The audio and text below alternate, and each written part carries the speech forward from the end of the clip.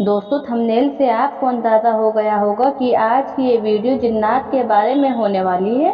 जिन्नात के वजूद के बारे में साइंस नहीं मानता, यहाँ तक कि कुछ इंसान भी नहीं मानते, लेकिन कुरान मजीद में इसके वजूद का साफ साफ जिक्र मिलता है कि जिन्नात होते हैं। इसलिए दोस्तों, जिन्नात के बारे में हम आज एक ऐसा ही दिलचस्प वाक़या आपको सुनाएंगे कि जिसके बारे में सुनकर आप भी हैरान हो जाएंगे। दोस्तों, एक बार मौलाना साहब के पेड़ के नीचे बैठे हुए बच्चों को पढ़ा रहे थे और बच्चे ऊंची आवाज में अपना सबक दोहरा रहे थे। जैसे ही कोई बच्चा थोड़ी सी भी गलती करता तो मौलाना साहब उसे फौरन ठीक करवा देते थे। बच्चे अपनी अपनी अलग अलग आवाज में सबक पढ़ रहे थे। इतने में अचानक मौलाना साहब को एक भारी सी आवाज सुनाई दी। आवाज सुनकर मौलाना साहब घबरा गए। कहने वाला कह रहा था, मियाँ जी अस्सलाम वालेकुम। मौलाना साहब जिन बच्चों को पढ़ा रहे थे उन सब की आवाज़ को वे बाखूबी पहचानते थे, लेकिन ये आवाज़ बिल्कुल अलग थी। मौलाना साहब हड़बड़ाते हुए कहने लगे, वालेकुम अस्सलाम, कौन हो? उनके सामने तकरीबन 7 या 8 साल का एक लड़का अपने सर झुकाए खड़ा हुआ था और अंदर आने की इजाज़त मांग रहा था। मौलाना साहब ने कहा, आ जाओ मियाँ, अंदर आ जाओ। अकेले आए हो या तुम्हारे साथ तुम्हारे घर वाले भी आए हैं, यानी तुम्हारे अब्बू अम्मी भी हैं? ये सुनते ही लड़का सब बच्चों को फुलांगता हुआ मौलाना साहब के पास आ गया और हाथ बांध कर खड़ा हो गया। उसकी नजरें झुकी हुई थी। उसने मौलवी साहब के सवालों का जवाब नहीं दिया। शहर में मौलवी साहब के अगले सवालों का इंतजार कर रहा था। मौलाना साहब को खुद ही पूछना पड़ा कि क्यों भाई, कौन हो तुम और कहाँ से आए हो? क्या कुछ पढ़ना चाहते हो? बच्चे ने जवाब दिया, जी हाँ मौलवी साहिब, आप मुझे अपनी शागिर्द में ले लीजिए। मौलाना साहब उसके मासूम सा चेहरा में खो गए, लेकिन उस बच्चे की आवाज़ थोड़ी अलग थी। वे उसे घूरते हुए बोले, क्या तुम इसी गांव के रहने वाले हो? यहाँ तो लोग पंजाबी भी ठीक से नहीं बोल पाते और तुम बिल्कुल ठीक ठाक उर्दू बोल रहे हो। लड़का जरा सा भी नहीं घबराया और बोला, दरअसल बात कुछ ऐसी है मौलाना साहब, मैं सामने वाले जंगल के पीछे जो गांव है वहां से आया हूँ, जहाँ नदी बहती है। आप तो जानते ही हैं, पिछले महीने मूसलाधार बारिश की वजह से वहां सैलाब आ गया था और इससे बहुत सारे दरख्त भी उखड़ गए थे, लोगों के घर भी बह गए थे। हमारा घर भी इसी में डूब गया और मैं अपने माँ बाप से बिछड़ गया और मैं अब चाहता हूँ कि मैं आपके पास रहूँ, क्योंकि इस गांव के सारे बच्चे आपके पास पढ़ते हैं। मैं आपके साथ रहना चाहता हूँ। मौलवी साहब ने जब उसकी ये बात सुनी तो हैरान होकर बोले, लड़के तुम्हारी उम्र क्या है? कद काट से तो तुम 7 या 8 साल के दिखते हो, मगर बातचीत तो बड़ों जैसी करते हो। बच्चे ने कहा, मैं 13 साल का हूँ, बीमारी की वजह से मेरा कद छोटा रह गया। उसकी ये बात सुनकर सारे बच्चे खिलखिलाकर हंसने लगे। मौलवी साहब ने वहीं बैठे बैठे 1-2 बच्चों को छड़ी टिका दी और लड़के से कहने लगे, अच्छा बेटा, तुम आज से खुद को हमारा शागिर्द में समझो। और हाँ, तुम्हारा नाम क्या है? बच्चे ने कहा, जी मेरा नाम मिराजुद्दीन है। उसकी उर्दू पर देहाती बच्चे फिर से हंसने लगे और अब तो मौलवी साहब भी हंस पड़े। उन्होंने बच्चों को छुट्टी दे दी और कहा कि अगर कहीं कोई अच्छा सा सालन मिल जाए तो मेरे लिए अलग से कटोरी में जरूर लाना। दाल साग तो हमें हजम नहीं होता। नया लड़का ये बात सुन रहा था। मैं जल्दी से बोला, मौलवी साहब, आज मैं आपके लिए खाना लाऊं? मेरी बहन इसके अगले वाले गांव में रहती है और बड़ा अच्छा खाना बनाती है। मौलवी साहब के मुंह में पानी आ गया, मगर फिर भी दिखावा करते हुए मौलवी साहब बोले, तुम कहाँ इतनी रात को अगले गाँव में जाओगे? आज वैसे भी चौधरी साहब के घर से अच्छा खाना आने वाला है, जुमेरात है ना, इसलिए इसके बाद उसने लड़के को एक बड़े से हुजरे में जहां बाकी सारे बच्चे रहते थे वहां पहुंचा दिया गया और वे बच्चा भी उनके साथ हुजूर की चटाई पर सो गया। दोस्तों, अगर आपको ये वीडियो अच्छी लग रही हो तो आपसे रिक्वेस्ट करते हैं कि वीडियो को लाइक ज़रूर कर दीजिए। दोस्तों, इस तरह से वे लड़का जिसका नाम मिराजुद्दीन और उसके बाप का नाम सिराजुद्दीन था, वे मौलवी साहब का एक अच्छा शागिर्द स्टूडेंट बन गया। उसका हाफिज़ा बड़ा अच्छा था। उसने 1 हफ्ते में बगदादी कायदा पूरा कर लिया और सिर्फ 3 महीने में कुरान पाक पूरा पढ़ लिया और अब तो उसे हिफ्ज़ भी करने लगा था। मौलवी साहब तो हैरान थे कि आज तक हजारों शागिर्द को मैंने पढ़ाया है, मगर ऐसा हाफिजा, ऐसी रवानी कभी देखने सुनने में नहीं आई। जब भी उसका सबक सुनते तो गड़बड़ा जाते कि ये लड़का इंसान भी है या कोई और मखलूक है।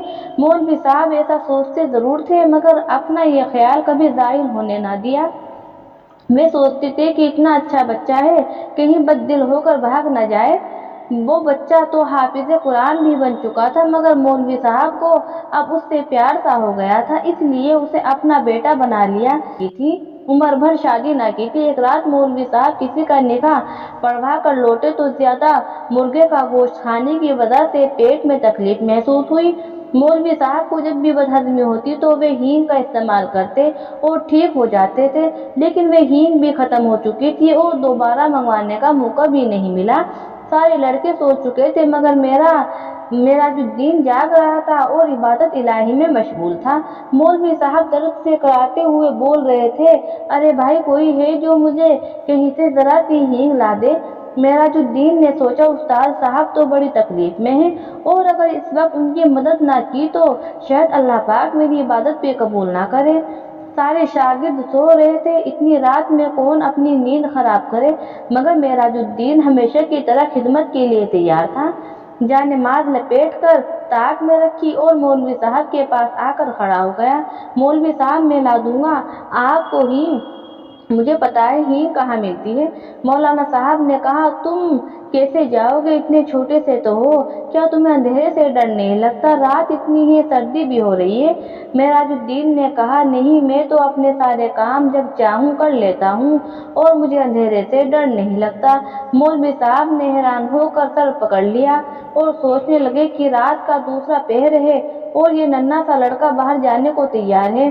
मौलवी साहब ने कहा, अच्छा, अगर तुम जिद कर रहे हो तो फिर दूर न जाना, ये नुक्कड़ वाले बनिए से जरा सी हींग मांग लेना, कह देना कि मौलाना साहब ने मंगवाया है। लड़का तो जैसे इजाजत मिलने का इंतजार कर रहा था। मैं तेजी से बाहर गया। उसके बाहर निकलते ही ऐसा लगने लगा जैसे कि अचानक तेज हवाएं चलना शुरू हो गई और बारिश हो रही हो। मौलवी साहब का तो दिल दहल गया, क्योंकि कमरे में रोशन मिट्टी का दिया भी हवा के झोंके से टिमटिमाने लगा। मौलवी साहब दिल ही दिल में परेशान हुए कि बिना माँ बाप के बच्चे को रात के वक्त बाहर क्यों भेज दिया। अगर उसे कुछ हो गया तो मौलाना साहब इसके आगे और कुछ सोचते थे कि इतने में अचानक से दरवाजा खुला और मेराजुद्दीन वापस आ गया। और हैरत की बात यह थी कि बाहर कोई तेज हवा का नामो निशान तक ना रहा था, हर चीज अपनी जगह पर थी। मौलवी साहब का दर्द तो उसी वक्त खत्म हो गया जब उन्होंने देखा कि मेराजुद्दीन के कपड़े तो बिल्कुल सूखे हुए हैं। हालांकि वे कुछ छाता या बरसाती भी ओढ़ कर नहीं गया था और वापस भी बस कुछ ही मिनटों में आ गया। और सबसे बड़ी हैरानी की बात यह थी कि उसके हाथ में हींग तक नहीं था। मौलवी साहब ने अपनी हैरत छुपाते हुए कहा, क्यों बेटा, ले आए हींग? उसने कहा, कहाँ है हजरत, ले आया। मौलवी साहब ने कहा, कहाँ है? तो फिर मुझे दे दो ना। लाओ, मुझे दे दो। मेराजुद्दीन ने कहा, वे मैंने बाहर सहन में लाकर रख दिया है, आप मेरे साथ चल कर देख लें, और कितनी चाहिए ले लो मौलवी साहब। तो मौलवी साहब को गुस्सा आ गया कि अब मैं बाहर जाकर सहन में खुद ही हींग उठाकर लाऊं।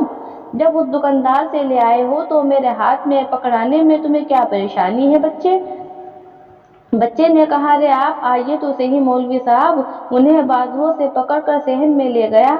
मौलाना साहब की तो आंखें फटी की फटी रह गई।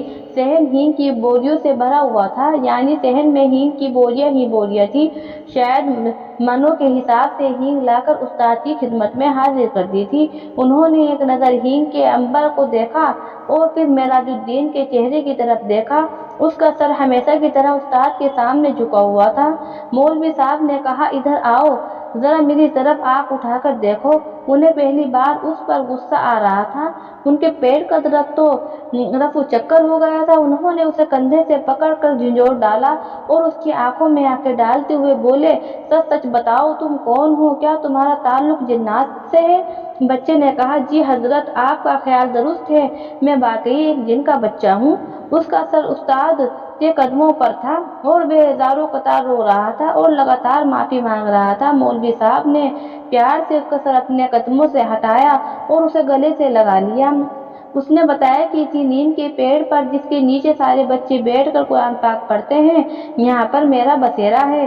میں روزانہ قرآن پاک کی تلاوت سنا کرتا تھا۔ جب میرا بھی دل چاہا کہ آپ کا شاگرد میں آؤں۔ مولوی صاحب جو غور سے اس کی بات سن رہے تھے، اچانک جیسے ہوش میں آ گئے اور کہا، اچھا تو اب تو تمہارا مقصد پورا ہو چکا ہے، تم قرآن پاک کے حافظ بھی بن چکے ہو۔ بے شک تم نے آج تک مجھے شکایت کا موقع نہیں دیا، لیکن مجھے ڈر ہے کہ اگر کسی دن تمہیں کسی بات پر غصہ آ گیا اور انجانے میں تم نے اپنی طاقت کا استعمال کر دیا تو تب کیا ہوگا؟ بہتر ہے کہ اب تم چھٹی کرو اور تم اپنی دنیا میں لوٹ جاؤ، اور اگر تم نے میری بات نہ مانے تو میں تمہیں بوتل میں بند کر کے زمین میں دبا دوں گا۔ مولوی صاحب کی ڈانٹ سن کر وہ باقاعدہ ہچکیاں لے کر رونے لگا اور بولا، جی استاد صاحب نے اسے علم سکھایا ہے، ان کی جی بھر کر خدمت نہیں کر سکے گا، اس بات کے لیے وہ زندگی بھر شرمسار رہے گا۔ مولوی صاحب نے اسے تسلی دیا اور کہا کہ انہوں نے اپنا حق اس پر معاف کیا، اس لیے اب وہ سیدھا اپنی دنیا میں لوٹ جائے، یعنی جناتوں کے پاس لوٹ جائے۔ معراج الدین مولوی صاحب کو اللہ حافظ کہہ کر کسی ننھے سے بچے کی طرح دروازہ کھول کر کوٹھی سے باہر چلا گیا۔ مولوی صاحب کو اس کی آنسو بھری آنکھیں رات بھر رلاتی رہیں۔ مولوی صاحب کی ہدایت پر ہمیشہ کے لیے لوٹ جانے سے پہلے اس نے ہینگ بھی واپس گودام میں پہنچا دی تھی۔ اس بات کو کافی سال بیت گئے اور مولوی صاحب کے ساتھ ساتھ سارے لوگ اسے بھول گئے، کیونکہ وہ جنات کا بچہ دوبارہ کبھی لوٹ کر نہیں آیا۔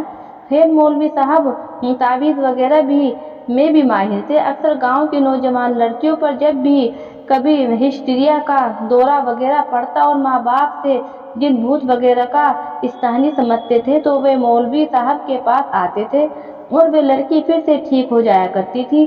ایک بار ایک لڑکی کو مولانا صاحب کے پاس لایا گیا۔ وہ لڑکی بنا پانی کی مچھلی کی طرح تڑپ رہی تھی اور بار بار سر پٹک رہی تھی، اس کی آنکھیں چنگاری کی طرح لال ہو رہی تھی، بال بکھر گئے تھے۔ مولوی صاحب کو وہ لڑکی باقی لڑکیوں سے الگ نظر آئی۔ انہوں نے اس پر کچھ پڑھا اور پھونکا اور اپنا عمل کرتے رہے۔ مولوی صاحب کچھ دیر پڑھتے رہے اور پھر وہ اچانک سے چیخ پڑے کہ معراج الدین تم ہو تو اپنی دنیا میں واپس نہیں گئے؟ کیا تم نے اپنے وعدے کو بھلا دیا اور یہ بھول گئے کہ استاد کی نافرمانی کتنا بڑا گناہ ہے؟ تم مسلمان جن ہو، عبادت گزار ہو، پھر تم اس لڑکی کو کیوں پریشان کر رہے ہو؟ اب تو میں یقیناً تمہیں سخت سزا دوں گا۔ تم اس لڑکی کو فوراً چھوڑ دو اور ابھی میں تمہارا علاج کرتا ہوں، اور میرا خیال ہے کہ مجھے تمہیں بوتل میں بند کرنا ہی پڑے گا۔ معراج الدین جو کہ ایک جن تھا، اس نے کہا کہ نہیں استاد، ایسا نہ کریں، آپ کو اللہ کا واسطہ میں وعدہ کرتا ہوں کہ اب میں آپ کی طرف کبھی لوٹ کر واپس نہیں آؤں گا، مگر صرف ایک بار، آخری بار مجھے اپنی دنیا میں لوٹ جانے سے پہلے آپ کا ہاتھ چومنا ہے۔ آپ کو آخری بار دیکھنا چاہتا تھا۔ میں ہرگز ایسی حرکت نہ کرتا اگر میں اپنی اس سے پہلے والی کوشش میں کامیاب ہو جاتا۔ شاید آپ کو معلوم ہوگا کہ گاؤں کے زمیندار کی ٹھیک اسی رات کسی نے چارپائی الٹ دی تھی۔ جب میں نے آپ کو اللہ حافظ کہا تھا، میرا پروگرام یہ تھا کہ یوں اس بندے کے علاج کے لیے آپ کو بلایا جائے گا اور میں اپنے محترم استاد کا دیدار ایک بار پھر سے کر سکوں گا، مگر مجھے ناکامی کا منہ دیکھنا پڑا، کیونکہ مجھے بھاگنے کے لیے انہوں نے کسی کو بلا لیا تھا۔ اس نے مجھے سخت تکلیف اور اذیت پہنچائی، کیونکہ اس نے مجھے واقعی ایک بوتل کے اندر بند کر کے کھیت کے اندر دبا دیا تھا۔ وہ میری لگن سچی تھی کہ زمین پر ٹریکٹر چلا اور آج پورے 10 سال بعد مجھے رہائی ملی تو میں نے سوچا کہ استاد کے دیدار کے شوق میں نے بڑی سزا پائی۔ اب تو میں ضرور آپ کی زیارت کروں گا، چاہے مجھے ایک بار پھر سے اس کے بدلے بوتل کے اندر کیوں نہ جانا پڑے۔ مجھے بہت افسوس ہے کہ مجھے یہ طریقہ اپنانا پڑا، مگر میری آج خواہش تو پوری ہو گئی۔ اب آپ مجھے بس آخری بار اپنی قدم بوسی کا موقع دیں۔ میں اپنے استاد کے قدموں کی خاک پلکوں پر لگانا چاہتا ہوں، آپ کے گلے لگنا چاہتا ہوں۔ مولوی صاحب نے اسے لڑکی کو چھوڑ دینے کا حکم دیا اور اسے گلے لگا کر خوب پیار کیا اور دروازہ کھول دیا۔ لڑکی ایک دم ہوش میں آ گئی، مگر مولوی صاحب کی آنکھیں نم ہو گئی۔ دوستو، یہ قصہ ایک مولوی صاحب کا اور ایک جن کے بچے کا تھا جو ہم آپ کو سنانا چاہتے تھے۔ یہ ویڈیو آپ کو کیسی لگی ہمیں کمنٹ باکس میں ضرور بتائیے۔ ملتے ہیں نیکسٹ ویڈیو کے ساتھ۔